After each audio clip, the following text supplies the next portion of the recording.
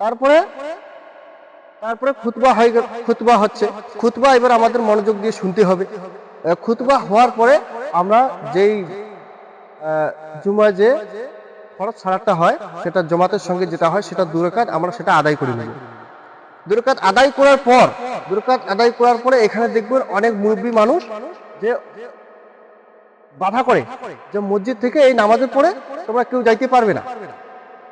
করে কি করে না? অবশ্যই করে, কিন্তু এটা তারা হয়তো সঠিকটা জানে না। কিন্তু আমাদের যুবকদের উচিত যে তাদের সঠিকটা জানিয়ে দেওয়া।